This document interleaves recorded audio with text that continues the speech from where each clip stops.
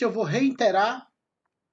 eu vou reiterar o intuito dessa disciplina, que é a teologia bíblica do Novo Testamento. O nosso interesse é apresentar aos irmãos uma visão, um panorama geral de cada teologia, da teologia de cada livro, dos grupos que se apresentam no Novo Testamento. Nós terminamos os 3 primeiros evangelhos, Mateus, Marcos e Lucas, que são conhecidos como evangelhos sinópticos, e agora nós vamos aprender um pouco sobre a teologia do Evangelho de João. Quando terminarmos, nós vamos analisar a teologia de Atos dos Apóstolos, das cartas de Paulo, das cartas gerais e do livro do Apocalipse. Então, isso sempre será um panorama. Eu tenho a fonte que eu vou passar para vocês depois que terminarmos essa disciplina, os 2 livros que eu tenho trabalhado, porque eu pego sempre uma sentença, um resumo daquele capítulo e discorremos. Porque se for só para informar, eu colocarei o slide aqui, não precisava dar aula, era só ler. Mas a gente pega a ideia e discorre a ideia para que os irmãos possam ter uma noção. Então vamos lá.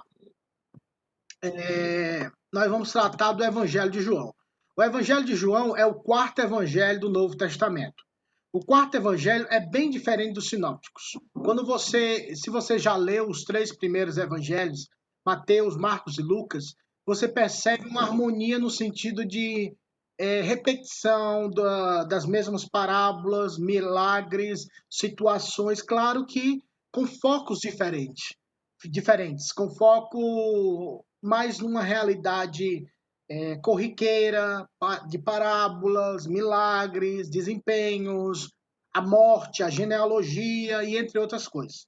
O Evangelho de João é totalmente diferente, irmãos. Por exemplo, o Evangelho de João já inicia com o primeiro versículo, João, capítulo 1, versículo 1. Vamos lá ler todos juntos? Eu quero que alguém leia João 1:1.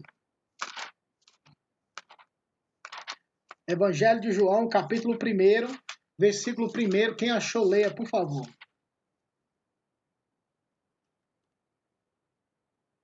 No princípio, aquele que era a palavra já existia. A palavra estava com Deus e a palavra era Deus. Obrigado, Jonas. Quando vocês leem esse texto, fala no princípio, vocês lembram que passagem? Qual o texto? Mansandra, eu não ouvi. Só vi o dedinho levantado. Gênesis 1. Então, boa colocação. Por quê? Porque João era um judeu. Então, há uma conotação nesse evangelho, como todos os outros, mas o intuito maior desse evangelho é apresentar Jesus Cristo dentro desse contexto judaico, apresentando ele, fazendo conexões com o Antigo Testamento. Claro que todos os outros evangelhos tinham essa mesma realidade, todavia com a ênfase maior. A ênfase do evangelista João é mostrar que Jesus é Deus, que Jesus é o Deus encarnado, prometido no Antigo Testamento e que se cumpre no Novo Testamento, na época de Jesus, do Novo Testamento. Meus irmãos, os evangelhos sinópticos mencionam somente uma Páscoa, mas em João há pelo menos 3 Páscoas.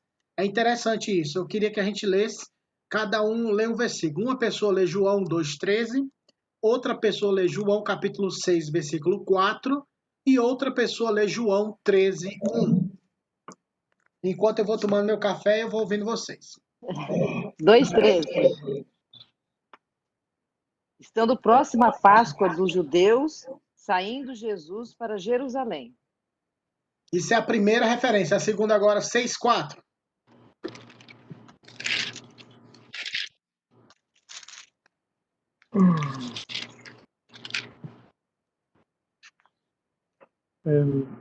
Ora, a Páscoa... Vai, Dani. Pode ir. Ora, a Páscoa, festa dos judeus, estava próxima. 13:1 agora.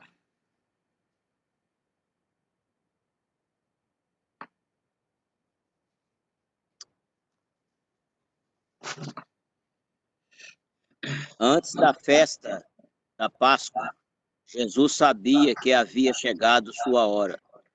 de deixar este mundo e para voltar para o Pai. Ele tinha amado seus discípulos durante seu ministério na terra e os amou até o fim. Obrigado, João. José Jonas, perdão. Falei João, o evangelista João. Jonas, É JJ. Jonas, JJ. obrigado, Jonas. É um profeta também, né? É um apóstolo João, o outro é profeta Jonas. Isso, Meus irmãos, percebam que nas 3 passagens traz essa conotação de 3 Páscoas. Nós entendemos que João 13:1, que o irmão Jonas leu, faz alusão que essa Páscoa estava antecedendo o momento da crucificação. Então, nós subentendemos assim que as outras Páscoas poderiam ter acontecido em anos diferentes, provavelmente 2 anos antes. 2:13 no primeiro ano, 6:4 no segundo ano de ministério e 13:1 já no último ano do ministério do Senhor. Porque nós sabemos pela Bíblia que Jesus Cristo começou seu ministério, segundo o evangelista Lucas, com aproximadamente 30 anos. E com aproximadamente 33 anos, ele veio a falecer, ele morreu, foi morto na cruz. Então, 3 anos e meio. Nós nunca podemos dar uma data específica, não podemos bater o martelo e foi 1 ano e 2 meses, 1 ano e 3 dias, porque datas, nós temos que trabalhar com aproximações de datas. Então, podemos entender como 3 anos e meio. Então, o Senhor Jesus, durante 3 anos e meio, ele ministrou. E João 13:1 fala dessa última Páscoa. Nos outros evangelhos não falam de outras Páscoas, sempre falam da última Páscoa que fora realizada antes da crucificação do Senhor, provavelmente alguns dias antes da crucificação. Vamos lá, o Evangelho de João tem eventos importantes, mas deixa de registrar outros eventos. Por exemplo, no Evangelho de João você não encontra sobre o nascimento de Jesus. No Evangelho de João você não encontra sobre o batismo. No Evangelho de João você não encontra sobre a transfiguração, o exorcismo de demônios, a agonia do Getsêmani. Ao contrário, você vê a oração sacerdotal em João 17. Não aquela agonia, aquela oração intensa que o Senhor Jesus orou e o seu sangue se transformou seu suor se transformou em sangue. A última ceia e o discurso no Monte das Oliveiras. Mas, diferentemente, João tem outra abordagem. João tem outra colocação. Isso não deixa o Evangelho de João menos importante que os demais. É uma questão de foco, é uma questão de entendimento, uma questão de alcançar o grupo pelo qual ele queria alcançar com o escrito de João, que no caso eram os judeus daquela época. Sem parábolas, mas com grandes discursos. Quem se lembra de Evangelho de João, capítulo 3, quando ele conversa com Nicodemos? Quem se lembra Evangelho de João, capítulo 4, quando ele fala com a mulher samaritana no poço? Quem não se lembra quando o Senhor Jesus Cristo fala diante da mulher que foi pega em ato de adultério e depois ele começa a explicar para os saduceus, os fariseus e saduceus, o que significa ser luz do mundo, que ele era a luz do mundo? O discurso de João, capítulo 6, quando ele fala que ele é o pão da vida, quando as pessoas que suportam o discurso de Jesus falam, dura essa palavra, como é que ele está dizendo que eu tenho que comer da carne e beber do sangue dele? Alguns discípulos deixaram o Senhor naquele momento, porque eles não entenderam o aspecto simbólico de comer da carne e beber do sangue. Eles pensavam que era literal aquela argumentação. Então eles estavam dizendo que Jesus estava afirmando canibalismo. E isso, irmãos, depois da morte do Senhor e da morte dos apóstolos, na história da igreja, no período patriarcal, que se chama o período pós-apóstolos, alguns acusavam os cristãos de serem homossexuais e de serem canibais. Homossexuais porque eles diziam nós devemos amar uns aos outros, e os homens muitas vezes se saudavam com ósculo santo, que era um beijo na face. E acusavam de canibalismo porque eles diziam nós hoje vamos comer o corpo do Senhor, nós vamos beber o sangue do Senhor. Então, até nos dias de hoje, né?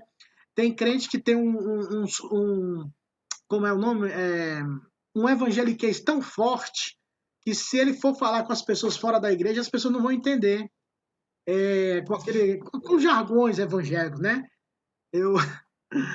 As pessoas falam assim, sei lá, o irmão, irmão, você tem que entrar no tabernáculo do Senhor e adorá-lo. Você foi evangelizado dessa forma, a pessoa, ué, o que é tabernáculo do Senhor? Por crente ele sabe o que é, mas a gente cria tanto uma linguagem do nosso gueto evangélico que nós não conseguimos falar com as outras pessoas sobre o evangelho de Cristo sem criar esse aglomerado de expressões que só nós entendemos. Então nós precisamos ter muito cuidado para que nós sejamos acessíveis aos demais, para que possamos pregar o evangelho na simplicidade para orientar e ensinar os demais. O evangelho é a simplificação da verdade divina, onde nós apresentamos aquele que não conhece o evangelho, aqueles que não conhecem, e até mesmo os crentes, porque há assuntos na Bíblia Sagrada que são tão complexos dentro da teologia, e muitas vezes nós mencionamos alguns temas, algumas palavras que as pessoas que não têm um conhecimento prévio daquilo, ela fica desorientada. Então, por isso que é sempre bom fazer uma pré-apresentação, um preâmbulo, uma antecipação do assunto para que todos estejam inteirados, para ninguém ficar, o que é que o pastor disse? Meu Deus, porque o interesse é que todos entendam. Por isso que Jesus no Evangelho de João, ele discursa, ele fala, ele exemplifica, ele não usa parábolas. O foco maior é nesses discursos que nós vamos aprender. O tema central no Evangelho de João não é o reino de Deus. Todavia, ele fala do reino. Mas, diferentemente dos evangelhos sinópticos, o conceito que é mais estabelecido, o conceito que é mais apresentado e mais defendido e ensinado no Evangelho é sobre a vida eterna. Este é o conceito primordial sobre a vida eterna. É nesse Evangelho que nós entendemos, é onde nós aprendemos através da declaração de Jesus Cristo, que é a vida eterna. Abra lá sua Bíblia, só para a gente ter uma noção, em João 17, 3. Evangelho de João, capítulo 17, versículo 3, enquanto eu tomo esse cafezinho abençoado aqui, ó. Sem açúcar, viu, pessoal? Vamos lá. Evangelho de João, capítulo 17, versículo 3. E a vida eterna é isso: conhecer a Ti, o único Deus verdadeiro, e Jesus Cristo, a quem enviaste ao mundo. Essa é a definição que o Senhor Jesus dá sobre o que é a vida eterna. O que é a vida eterna? A vida eterna é conhecer o único Deus verdadeiro e a Jesus Cristo a quem ele enviou. Esta é a definição que o Evangelho de João nos apresenta e nós precisamos ter isso em mente. Abordagem diferenciada no Evangelho de João. Como eu falei para vocês, a abordagem, o ensinamento, a pegada, o jeito da aproximação da mensagem é diferenciado e nós vamos observar isso. Nos sinópticos, há um contraste entre duas eras, a era presente e a era vindoura, ou seja, horizontal.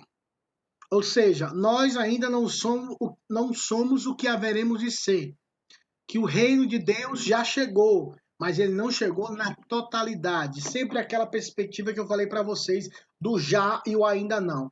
É uma perspectiva horizontal. Estamos aqui, mas já chegamos lá, mas ainda não chegamos lá, mas já recebemos aqui.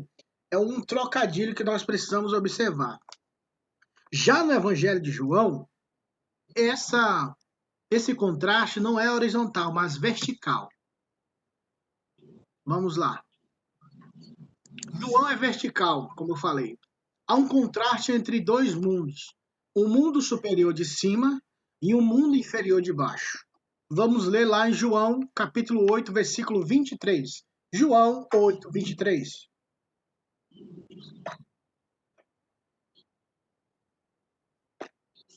E prosseguiu: vós sois cá de baixo, eu sou lá de cima.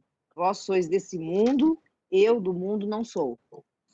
O Senhor Jesus quer mostrar aos seus ouvintes e também àqueles que o interrogaram que há uma diferença muito grande na pessoa de Cristo e na pessoa dos seres humanos.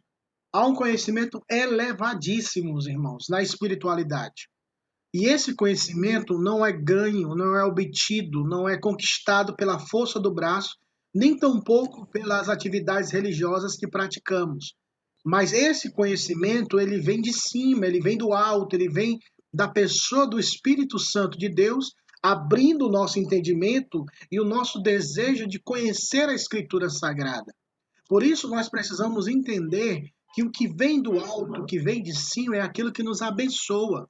Lembram dos Salmos, quando diz assim: ergo os meus olhos para os montes, de onde me virá o socorro? O meu socorro vem do Senhor que fez os céus e a terra.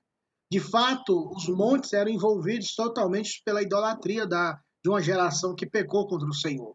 Então, ele eleva os olhos para os montes, mas ele vê que não vem o socorro, não vem dos montes, por quê? Porque estão cheios de imagens, ídolos, Baal, entre outros, Astaré, entre a rainha dos céus. E ele olha para cima dos montes, ele olha para os céus, e é dos céus que vem o nosso socorro. O nosso socorro vem do Senhor, que fez os céus e a terra. Então, tudo na Bíblia, meus irmãos, ela tem uma conexão que quando nós lemos a Bíblia, tipo de capa a capa, eu vou fazer a leitura a corridinha, vou de Gênesis a Apocalipse esse ano, vou lendo devagarzinho, mas eu vou ler para ter a ideia do todo. Isso é fantástico, porque você casa, você une as informações que se encontram no Antigo e no Novo e vê a perfeita conexão. Você verá isso, nós veremos isso no capítulo 3 do Evangelho de João, quando o Senhor Jesus conversa com Nicodemos. A gente vai entender um pouco sobre isso mais para frente. Mas entenda isso, o conhecimento vem do alto. Cursos teológicos, escola dominical, entre outros assuntos, são benéficos e acrescentam muito para o nosso conhecimento. Todavia, somente o Espírito Santo de Deus é que tem o poder de revelar Cristo na Escritura. Por isso, quando nós nos aproximarmos da Escritura, meus irmãos, aproximemo-nos da Escritura com um coração humilde, quebrantado. Oremos ao Senhor para que Deus abra nosso entendimento, porque a Bíblia diz que Deus se opõe ao soberbo, mas ao humilde ele dá graça. ênfases encontradas no Evangelho de João. Para entendermos essa perspectiva em cima e baixo, mundo de cima, mundo de baixo, trevas e luz, carne e espírito. Nós vamos fazer uma maratona aqui de leitura. Então, você vai encontrando, você pode ler, só cita onde você encontrou e lê.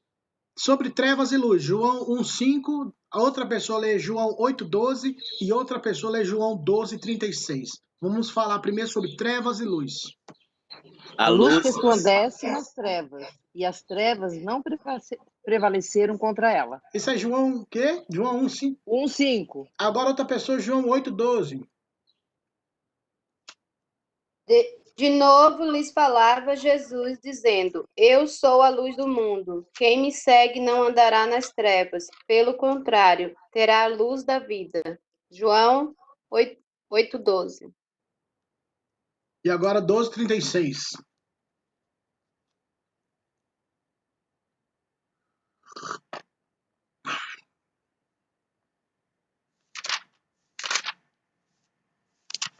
João 12,36.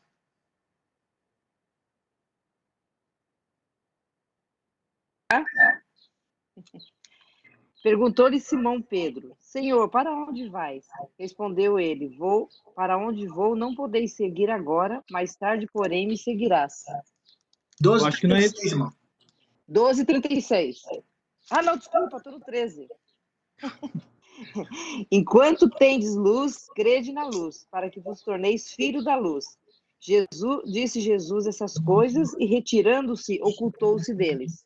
Meus irmãos, cada passagem que vocês leram tem um contexto. Vamos focar no contexto de João 8,12, que foi a Val que leu. Qual é o contexto de João 8,12? O contexto de João 8,12 antecipa o falso entendimento que os líderes de Israel tinham em querer punir, acusar uma mulher que foi pega em ato de adultério. Verdadeiramente, ela foi pega, mas ninguém adultera sozinho, não é verdade? Ninguém adultera com a parede, ninguém adultera com poste, nem com sofá. Se ela adulterou com macho. E onde é que estava esse macho? não estava lá. Então, o julgamento deles era um julgamento não justo. Isso é o que acontece nos dias de hoje, irmãos. Nós vivemos em um mundo onde a justiça não existe, irmãos, como deveria ser a plena justiça. Porque nós vivemos num ambiente onde há benefícios, existem apadrinhamentos. A gente está vendo isso principalmente no contexto brasileiro e também no contexto americano, para você ver que não há perfeição em lugar nenhum. Quando uma pessoa faz algo errado, dependendo de onde essa pessoa é, que grupo ela pertence, ela será punida ou não. Então nós somos pecadores, irmãos, é por isso que nós precisamos sempre estar alertas. E nesse contexto, Jesus fala o quê? Eu sou a luz do mundo. Quem me segue não andará em trevas, mas terá a luz da vida. Os fariseus queriam matar aquela mulher apedrejada, só que Jesus conhecia o coração dela e viu que verdadeiramente ela estava arrependida. Eu não consigo ver o que tem dentro dos meus irmãos. Eu só consigo observar pelas atitudes. Eu não posso julgar a intimidade, o coração, a mente das pessoas. E até mesmo se eu observar alguma atitude, eu tenho que observar 2, 3, 4, 5 vezes para ver se aquilo é repetitivo. E se for repetitivo, verdadeiramente a pessoa tem aquela prática. Porque eu não posso julgar e condenar uma pessoa por um ato isolado na vida, porque todo mundo é imperfeito. Agora, se uma prática ela é contínua, de fato essa pessoa precisa de orientação. Mas o contexto de João 8,12 fala desse entendimento de luz. O ser humano está em trevas. O ser humano está morto em pecados, em delitos e pecados. O ser humano não tem inclinação santa, não tem entendimento. No Evangelho de João, quando você encontrar a palavra trevas e luz, luz significa conhecimento, trevas significa pecado, escuridão, falta de entendimento. Foi o texto que a irmã Sandra leu, João 12:36, ele falou que enquanto nós temos a luz, devemos acreditar na luz e nos tornarmos filhos da luz. Ou seja, não é uma luz que acende simplesmente, mas é o entendimento da Escritura. Hoje a nova era, que é uma seita, uma religião chamada a religião da nova era, é uma seita, onde eles falam muito sobre a luz. Nós precisamos da luz. E que luz é essa? A luz do Satanás só pode. Porque a verdadeira luz é a luz de Jesus Cristo, meus irmãos. Nós nunca podemos desassociar Jesus da luz, a luz é Jesus. Porque senão as pessoas podem achar, eu tenho a luz, eu tenho um entendimento. Eu olhei para mim mesmo, eu olhei para dentro de mim e encontrei uma luz. Como diz o Evangelho de Mateus, se você vê a luz que há em você é trevas, quão grandes trevas são estas luzes? A verdadeira luz se chama Jesus e somente ela é que pode iluminar os nossos caminhos e o nosso entendimento. Carne e espírito. Vamos falar, como diziam os meus irmãos lá de Fortaleza, vamos falar da jabá, da carne véia. Ô negócio que perturba a gente, irmãos, essa carne. Deus seja louvado e nos ajude. Vamos lá, João capítulo 1, versículo 13. Outra pessoa lê João 3:6 e outra pessoa lê João 6:63. Quando lê, fala o nome do que está lendo, tipo, ó, passagem tal. João 13. Os quais não nasceram do sangue e nem da vontade da carne, nem da vontade do homem, mas de Deus. João 3:6.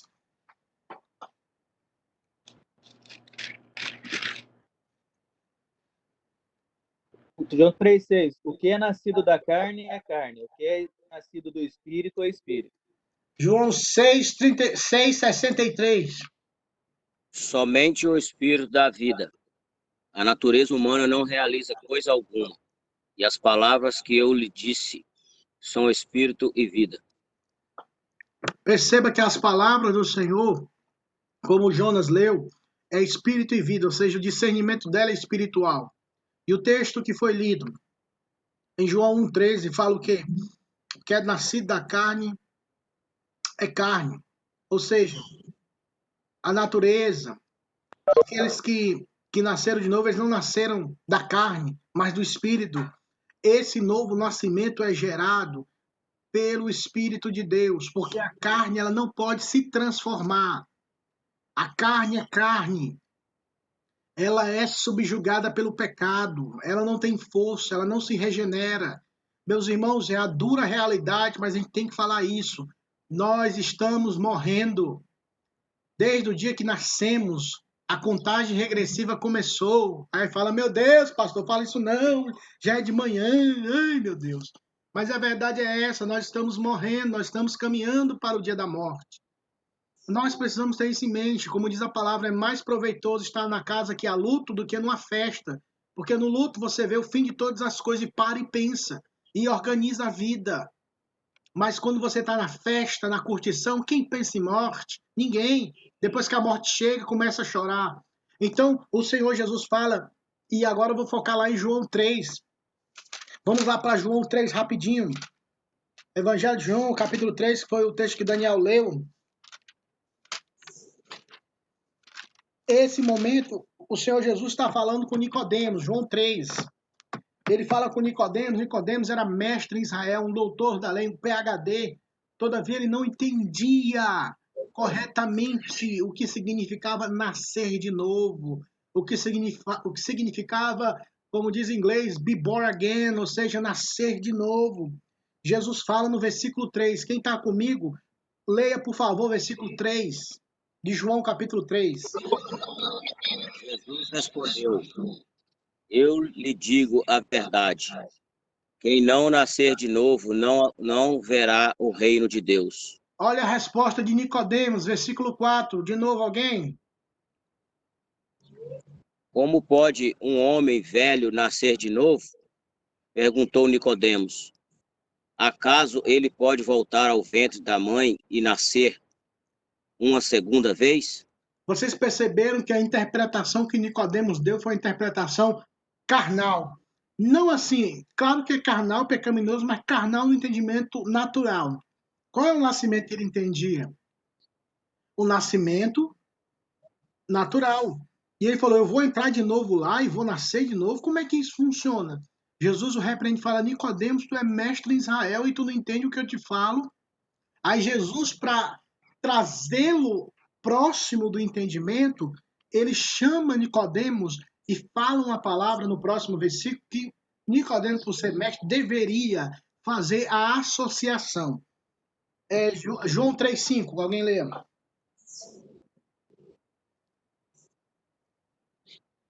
Respondeu Jesus: em verdade te digo, quem não nascer da água e do Espírito não pode entrar no reino de Deus. Versículo 6. O que é nascido da carne é carne, e o que é nascido do Espírito é Espírito. Ou seja, não dá para mudar. Carne é carne, espírito é espírito. Carne gera carne, espírito gera espírito. Quando o Senhor Jesus fala assim, em verdade, te digo que aquele que não nascer da água e do Espírito não poderá entrar no reino de Deus. Quando o Senhor Jesus fala, Nicodemos fala, depois que Nicodemos, lá na frente ele questiona, mas de outra forma.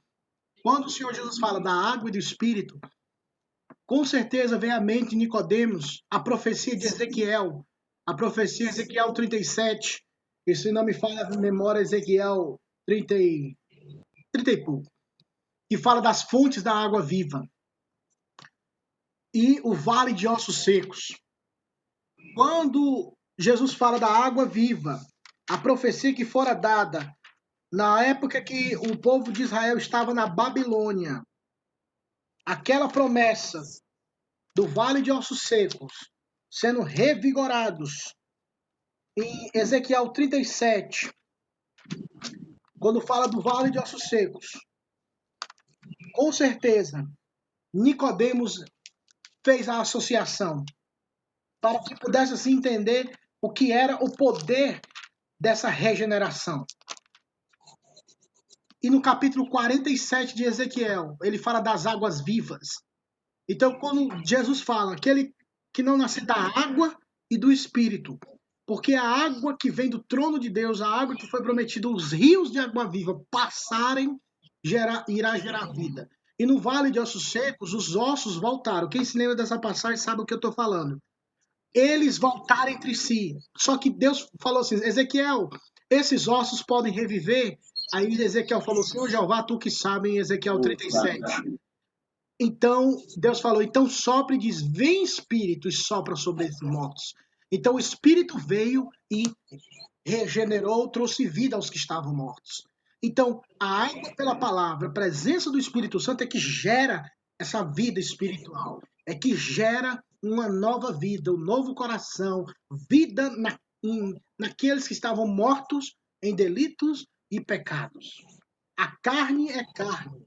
E o Senhor Jesus fala, essa carne, que é essa matéria, porque tanto carne é matéria, corpo, como a inclinação pecaminosa. A nossa inclinação de sermos egoístas, de querermos adoração, de querermos elogios, de desobedecermos a Deus e vivermos de forma independente. Nós queremos viver independente, sermos donos do nosso próprio nariz. Tem um filme que é em português, Sem Escalas, agora esqueci como é o nome em inglês, que é com o ator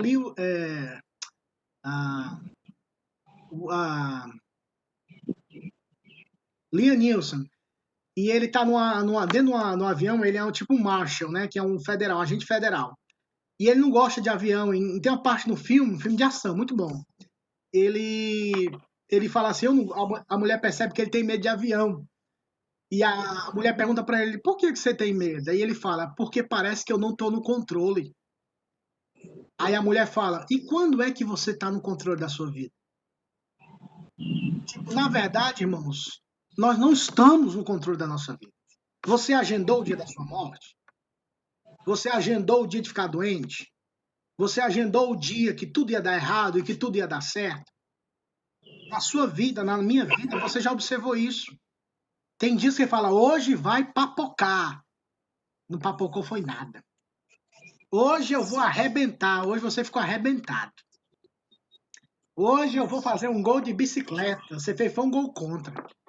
Pastor, o que é papocar? É um termo muito novo. É verdade. Desculpa, Daniel. Meu cearês aqui me empolguei. Papocar é como se fosse explodir. Blow up. Boom. Ou seja, você achou que ia fazer e acontecer, mas de repente tudo estourou. Tudo papocou, estourou. Nós não estamos no controle da nossa vida. E o texto fala mais para frente que fala que o vento sopra para onde quer. Ninguém sabe para onde vem nem para onde vai. Assim é todo aquele que é nascido de Deus. A ação é dele, ninguém sabe para onde vem nem para onde vai. Ou seja, o Espírito Santo é soberano. Só ele que é soberano. Nós devemos estar submissos a ele, meus irmãos. A carne nos limita, mas o Espírito nos liberta. A carne nos escraviza, mas o Espírito nos liberta para sermos não mais escravos do pecado, mas escravos de Deus. Porque tem crente que fala, agora eu estou livre do pecado, posso fazer o que eu quiser.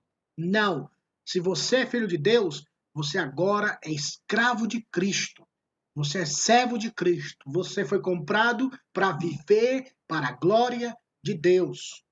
Nem mais, nem menos, para a glória de Deus. Esse é o contraste que você vai observar no Evangelho de João. Como eu falei, leia os 21 capítulos desse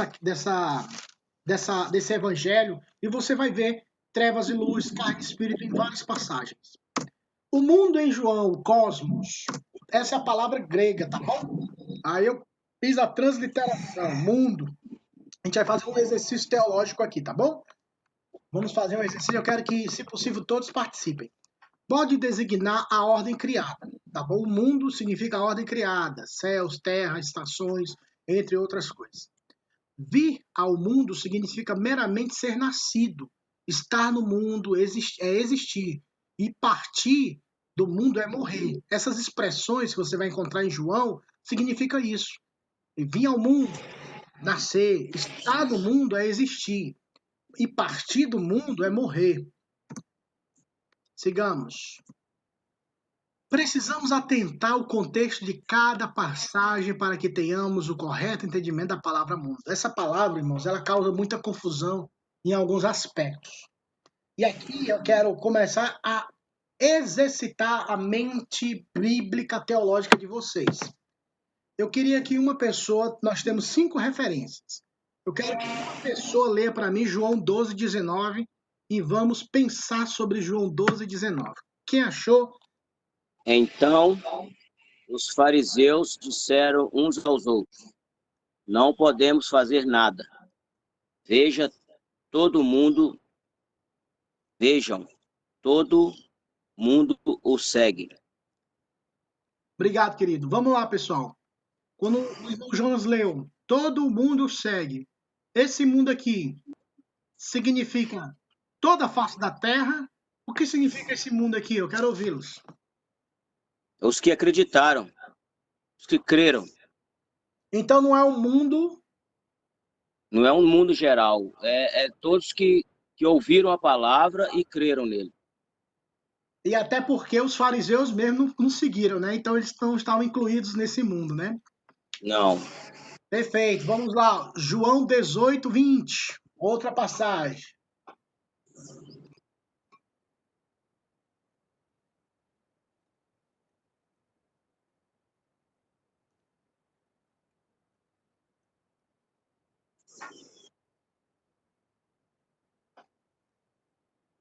Tá? 18, 20. Declarou-lhes Jesus: eu tenho falado francamente ao mundo, ensinei continuamente, tanto nas sinagogas como no templo, onde todos os judeus se reúnem, e nada disse em oculto. Ele ensinou a todo mundo.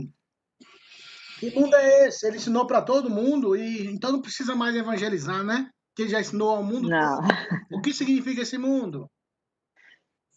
a todos aqueles que estavam ouvindo ele, Estavam próximos a ele, né? próximo dele, ouvindo a ele, na época, né? Isso, verdadeiramente. Agora vamos lá, João 3,16. Essa aqui era para ser de cós salteada, hein? Porque Deus amou o mundo de tal maneira que deu seu Filho unigênito para que todo o que nele crê não pereça, mas tenha vida eterna. Meus irmãos, agora vamos aqui fazer como diz no Goiás. Eu sou cearense, mas o Goiás fala assim: vamos deixar a giripoca piar, ou seja, vamos separar aqui para ver qual o entendimento, para todo mundo aprender. A Bíblia diz que Deus amou o mundo de tal maneira que deu seu Filho unigênito. Esse mundo é o mundo total, sim ou não, e por quê? Não, Por que não? porque somente Deus amou ao mundo, aos seus eleitos, de tal maneira que deu o seu Filho, para que todos os seus eleitos que crerão nele, com certeza, né? Não pereçam, mas tenham a vida eterna. E aí, quem mais? Quem concorda, discorda? Eu creio que ele deu o filho para todos, mas não todos seguiram ele. Vamos lá, quem mais? Eu concordo com a Sandra. Ele deu o mundo só para os eleitos. Só. Então, esse mundo aqui, podemos dizer que não é um mundo, segundo o Daniel e a Sandra, não é um mundo geral. É um mundo fechado com o intuito de amar aqueles que pertenciam a esse mundo, a essa realidade. No caso que vocês afirmaram, né? Os eleitos, vocês concordam com isso? Eu acho que, segundo quando Deus disse que ele amou o mundo de tal maneira, o mundo eu creio que é o geral, é todos. Mas nem todos vão ser salvos porque não vão acreditar, né? Eu acho que ele está falando a questão de tempo, né? Ao mundo, quer dizer, não só para os de hoje, mas a todos aqueles que crerão, ainda lá na frente, ainda mais todo. É que nem se a gente está numa festa, eu digo assim, né? Eu convidei todo mundo e todos vieram, né? Se eu convidei todo mundo, todos vieram, não vai caber um mundo na minha casa. Então, todo mundo são todos aqueles que eu chamei, né? Eles vieram. Vamos lá, para ter um entendimento maior. João 17:25, outra palavra boa para a gente debater aqui. João 17:25.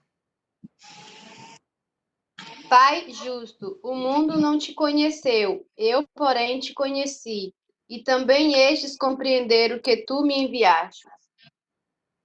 Então, parece uma contradição, né? Deus amou o mundo, mas o mundo não o conheceu.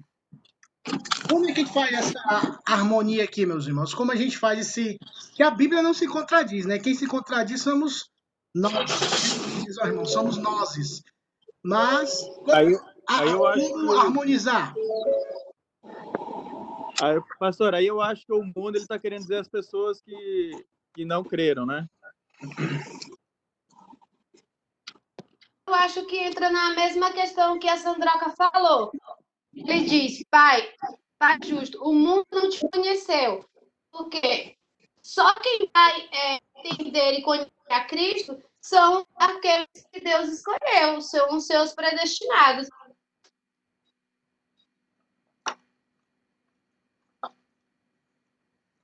E também estes.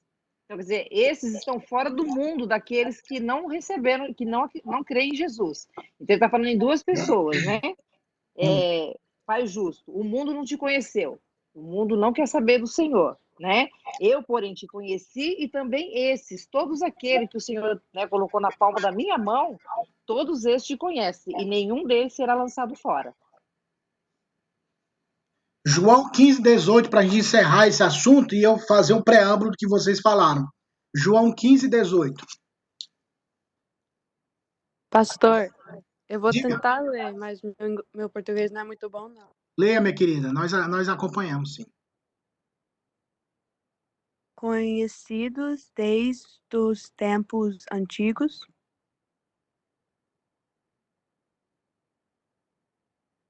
É só isso? É 15:18. João 15:18. Evangelho de João, capítulo 15, versículo 18.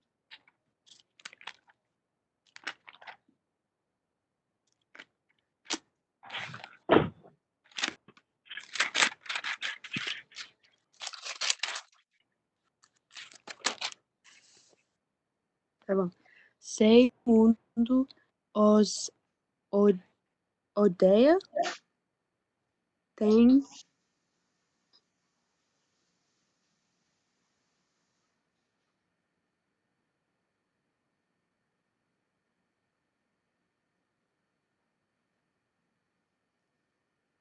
Se quiser ler em inglês, Lara, você pode também.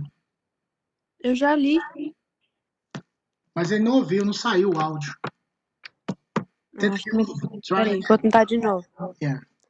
Sei o mundo os odia.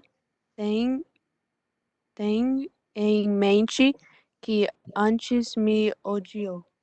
Obrigado, Lara. Lara, quando você quiser participar, pode falar, viu? Você é bem-vinda e é muito bom ouvir sua voz. Deus te É abençoe, só viu? porque eu quero ler, só porque eu não consigo ler em português muito bem. Okay, no problem. If you want to speak in English, it's okay. Don't worry about it. Tá, obrigada. Né? O que a Lara leu fala: se o mundo me odeia vocês, eles têm odiado primeiro a mim. Qual é o interesse? O que eu quero mostrar para vocês é que há várias referências na Bíblia, principalmente no Evangelho de João, que usa a palavra mundo, e nós precisamos entender qual é o significado da palavra mundo dentro de cada contexto. Como já foi citado, o mundo o seguia. Na verdade, o mundo total, todos os habitantes da Terra não estavam seguindo o Senhor. Ela fala que o mundo odiou, o versículo 18 que a Lara leu. O mundo odiou vocês, mas odiaram primeiro ao Senhor. Não foi o mundo, porque tem pessoas no mundo que amam o Senhor. Então, o meu interesse é que vocês, ao lerem a palavra de Deus, tanto em inglês como em português, tentem entender o contexto, porque a palavra mundo pode significar todos os habitantes da Terra, como também todas as culturas envolvidas. Raça, povo, língua e nações. Quando fala que todos os povos, as raças, línguas e nações estarão diante do trono de Deus, significa que esse mundo que não está fechado aos judeus, todas as pessoas de outras nações virão ao Senhor. Então, muito cuidado na hora de analisar, sempre leia o contexto, tentem ler, reler novamente para entender a ideia e o que significa a palavra mundo, entendeu? Porque nem sempre mundo significa todas as pessoas.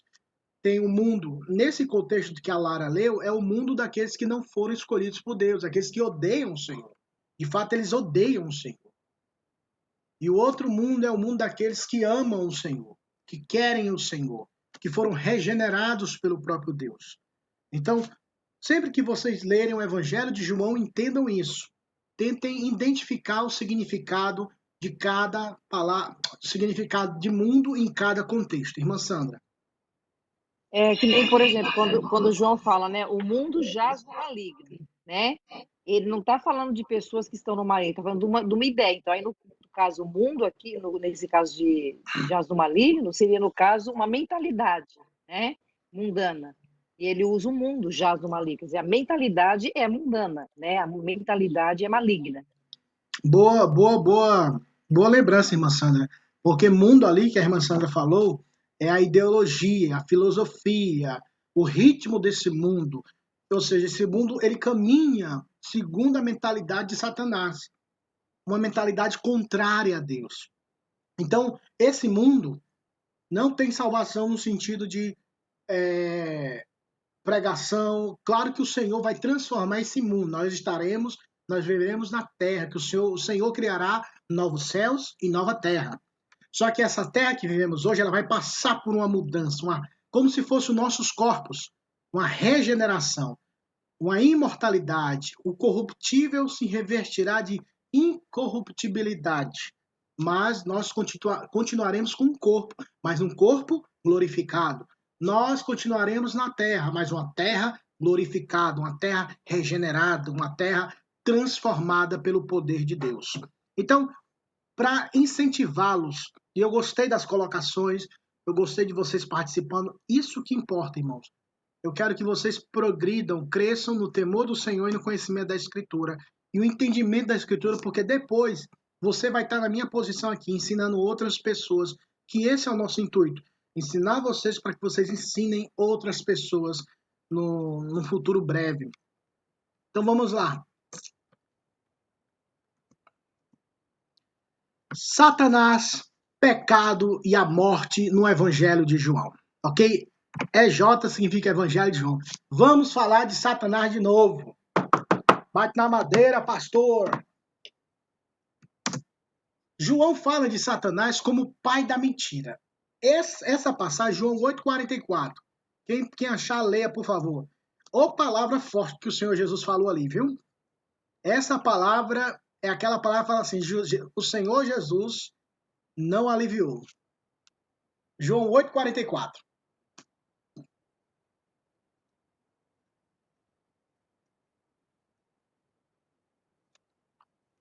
Pois são filhos de seu pai, o diabo,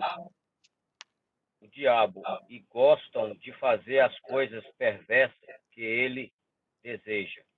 Ele foi assassino desde o princípio. Sempre odiou a verdade, pois não há verdade alguma nele. Quando ele mente, a gente acorda com o seu caráter, pois é mentiroso e pai da mentira.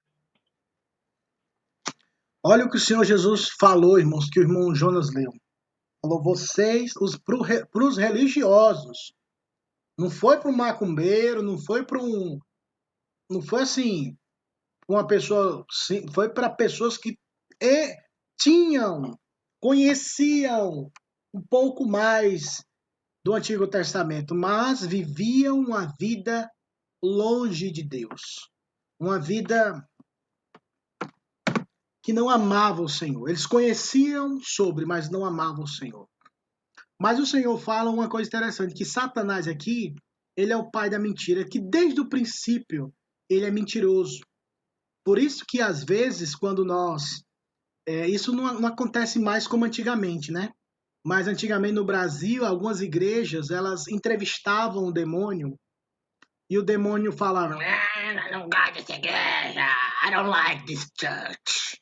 Eu não gosto dessa igreja. Aí eu ficava pensando comigo, vem cá, a Bíblia fala que ele é mentiroso, e eu vou querer conversa com quem já é mentiroso e mente desde o princípio?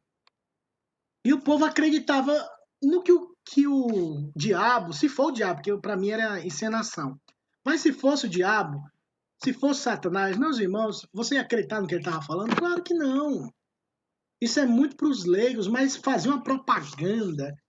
Eu me lembro quando a gente não era crente ainda, o Senhor não tinha salvo a minha vida ainda, e eu olhava aquilo, eu me dava um pouco de medo, que eu não sabia, não conhecia nada, mas quando o Evangelho vem e liberta as nossas vidas, e nós conhecemos o Evangelho, nós entendemos isso, irmãos. E ele veio para nos libertar das ciladas, das mentiras do diabo. E a Bíblia fala que desde o princípio ele pecou, por isso Jesus veio ao mundo para trazer a verdade. João 1,17, vamos lá. Evangelho de João, capítulo 1, versículo 17. Se o diabo trouxe a mentira, olha o que Jesus trouxe. Porque a lei foi dada por intermédio de Moisés e a graça e a verdade vieram por meio de Jesus Cristo. Vocês viram que a graça e a verdade, elas vieram por intermédio de Jesus Cristo. Aleluia por isso. E para finalizar a questão do diabo aqui, vamos lá para João 16, 11. Como dizia uma amiga minha, eu não gosto de falar nele, mas vamos aqui terminar logo. João 16, 11, vamos lá. Do juízo, porque o príncipe desse mundo já está julgado. Ou seja, quem é o príncipe desse mundo? Satanás. Já está julgado. Já foi condenado. O martelo já bateu o martelo, ou seja, culpado. Guilt, culpado, ou seja. E ele sabe disso. E ele entendeu isso. Por isso que agora, desesperadamente, ele quer destruir, levar quantas pessoas forem possíveis para estar com ele na condenação eterna. Ele não vai estar lá, irmãos, perturbando os outros, como a gente acha que ele vai estar, né? Ele vai estar sofrendo do mesmo jeito. É aquele sentimento horrível que diz assim, eu não vou morrer sozinho, vou levar alguém comigo. Eu não vou sofrer sozinho, vou levar alguém comigo. Esse é um sentimento podre, baixo, que só mesmo Satanás e seus adeptos têm. O pecado tem poder de escravizar. Vamos lá, João 8,34.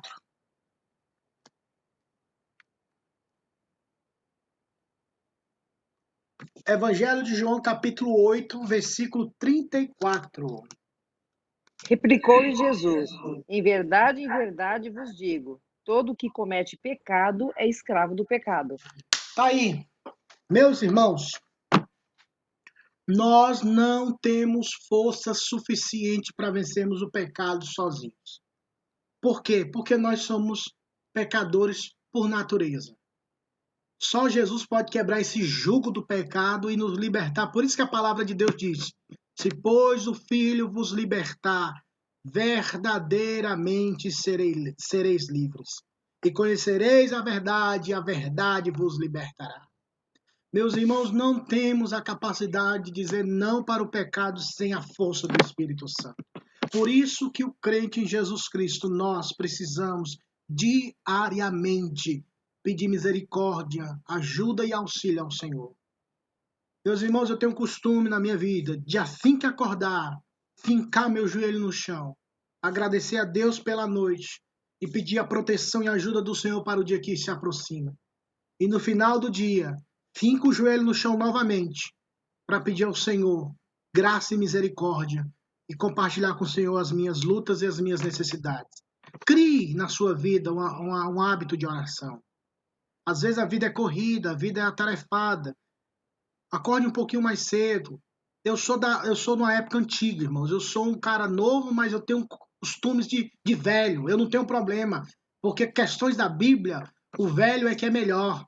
O novo sempre dá problema. Eu sou da época que crente tinha que dobrar o joelho, irmãos. Se humilhar diante de Deus. A gente ora deitado e vai orando dormindo e fala, Deus, abençoa meus pecados, em nome de Jesus, amém. Nem sabe nem o que está orando, porque já dorme deitado.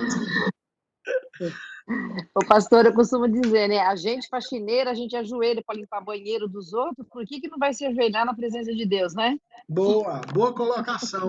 A nossa disponibilidade para ganhar dinheiro é a mesma força. Paulo disse isso, a gente vai ver isso lá em Paulo, quando Paulo fala aos Romanos. Quando vocês eram pecadores, vocês apresentavam os vossos corpos para o pecado. Agora, como servos da justiça, apresentai os vossos corpos para Deus. Isso me vem, toda vez que eu leio essa passagem, Romanos 5, me vem a época que, como a irmã Sandra falou, tanto no trabalho como nas festas, o Senhor me salvou, eu tinha 17 anos, irmãos. Dos meus 10, 11 anos até os 17, foi muito intensa a minha vida no pecado. Infelizmente, eu me lambuzei, para minha tristeza e para minha decepção, eu andei por caminhos tortuosos. E às vezes a minha disposição para passar uma noite numa festa, para ficar lá em pé, às vezes na chuva, às vezes gastando o meu dinheiro suado, pouco que a gente ganhava, e para curtir, para brincar. E quando é que para as coisas de Deus, tudo é mais difícil, tudo é mais complicado. E isso Deus vai cobrar da gente, irmãos. Porque nós tínhamos uma força tão grande para fazer as coisas para o pecado e até mesmo para viver, como a irmã Sandra falou, para trabalhar. Nós temos a capacidade de ajoelhar, como ela falou. Nós temos a capacidade de ficar em pé por causa do trabalho ou qualquer outra coisa. Por que não as coisas de Deus, irmãos? Por que não pensar no Evangelho? Por que não ler o Evangelho? Por que não orar antes de dormir? Por que não orar assim que acorda? Por que não orar antes de almoçar e dizer, Deus, obrigado pelo lanche, obrigado pela comida? Sempre colocar Jesus dentro da sua vida. Colocar Jesus em todos os momentos da sua vida. Tá sozinho no carro, sem ninguém, chora, grita, desabafa com o Senhor, derrama a sua alma, rasga o seu coração, porque Jesus pode te ajudar, meus irmãos. E Ele é fiel para nos proteger e nos guardar. Porque o pecado ele tem esse poder, e só Jesus tem o poder de nos libertar. Vamos seguir em frente, tem essas outras referências, vocês podem ler depois. A morte no Evangelho de João é a característica desse mundo caído. Porém, a vida veio a este mundo, que é Jesus, para aqueles que creem em Jesus possam escapar da morte e entrar para a vida eterna. Vamos encerrar esse texto lendo João 5:24. Por favor, alguém. Já vamos encerrar.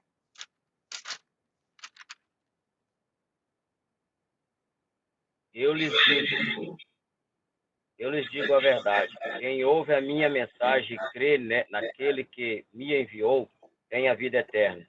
Jamais será condenado, mas já passou da morte para a vida. Eu acho tão linda essa passagem que o Senhor Jesus não coloca ela no futuro. Ela coloca assim, aquele que crê em mim tem presente. Aquele que crê tem a vida eterna. E passou da morte para a vida. Ou seja, nós temos vida espiritual. O nosso corpo vai morrer, o nosso corpo envelhece, o nosso corpo adoece, o nosso corpo vai padecer, morrer. Mas como disse Paulo, ainda que o homem exterior se corrompa, contudo, o homem interior se renova a cada dia. Meus irmãos, como diz em Lamentações de Jeremias, que as misericórdias do Senhor se renovam a cada manhã. Aleluia, meus irmãos. Essa é a esperança que nós temos.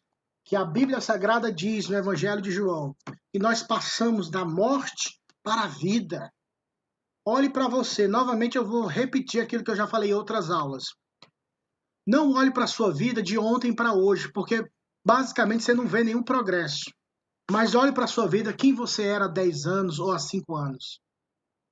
O quanto você evoluiu já. Agora, se você não evoluiu e você percebeu, o que eu tenho que dizer para você é se converta. Creia em Jesus Cristo. Confesse os seus pecados. Peça a Deus, opere em mim um milagre. Transforma a minha vida e o meu coração. Mas se você viu essas mudanças na sua vida durante esses anos, você pode ter a convicção que Deus começou uma obra na sua vida. Que Deus começou, e a Bíblia diz que aquele que começou a boa obra há de aperfeiçoá-la até o dia de Cristo Jesus. Nós temos a vida eterna, irmãos, e nós precisamos usufruir dessa vida eterna. Nós precisamos tomar posse, como disse Paulo ao Timóteo, tomar posse da vida eterna. Nós precisamos tomar posse, isso é no sentido de vivenciar essa verdade. não só de falar sobre essa verdade, não só de ouvir sobre essa verdade, mas vivenciar essa verdade diariamente, para que possamos assim sermos fortalecidos no Senhor e na força do seu poder. Meus irmãos, na próxima semana nós vamos tratar de um assunto que é um grande debate na história da igreja. Como eu falei para vocês, o meu interesse sempre é soltar informações, porque não há tempo suficiente para tratarmos da complexidade desses assuntos. Mas eu solto algumas informações para instigar, para incentivar, para animar os irmãos a lerem, a conhecerem mais. Semana que vem nós vamos tratar sobre a cristologia, a pessoa de Cristo, o estudo da pessoa de Cristo em João. É somente nesse evangelho que nós encontramos a declaração quando o Senhor Jesus disse: eu e o Pai somos um. E aonde os fariseus e religiosos tinham raiva de Jesus, porque ele falava: você se diz filho de Deus, então você se faz Deus, porque se você é filho dele, então você é Deus igual ao Pai. Então, leiam o Evangelho de João, irmãos. É gostoso, é prazeroso. 21 capítulos para abençoar a sua vida e o seu coração. Amém? Então vamos lá, agradecer ao Senhor por mais um dia. Vamos orar pedindo a bênção do Pai Eterno para que Deus assim nos conceda a sua misericórdia. Vamos orar? Eu vou orar essa manhã para que Deus nos abençoe. Pai, muito obrigado, Senhor. Graças te damos pela tua bondade, pela tua misericórdia. Deus abençoa os teus filhos que ouviram a tua palavra. Abençoa o coração do Jonas, do Daniel, da Sandra, da Lara, da Val e os demais que não puderam participar hoje, Deus. Que a tua misericórdia os acompanhe, Senhor. E que, acima de tudo, o Senhor Jesus revele-se, o Senhor Jesus se revele a eles, por favor. Pai, abençoa esse dia que é o dia do Senhor. Que nossa alma seja alimentada pelo Senhor. Que a tua bênção nos acompanhe, nos proteja e nos livre do mal, do pecado. Ensina-nos a te amar. Ensina-nos a estar próximos de ti. É minha oração, Pai, no nome santo de Jesus. Amém. Amém. Aqueles que vão hoje à noite no culto, Deus abençoe. Aqueles que não puderem, acompanhem pelo Facebook ou pela YouTube. Um grande abraço para vocês, meus queridos. Bom domingo para todos. Deus abençoe. Bom domingo. Deus abençoe. Deus abençoe a todos. Tchau, tchau. Com Deus. Um abraço a todo mundo aí. Amém. Você também. Deus abençoe. Pastor, Deus deixa eu fazer uma abençoe, tchau. pergunta.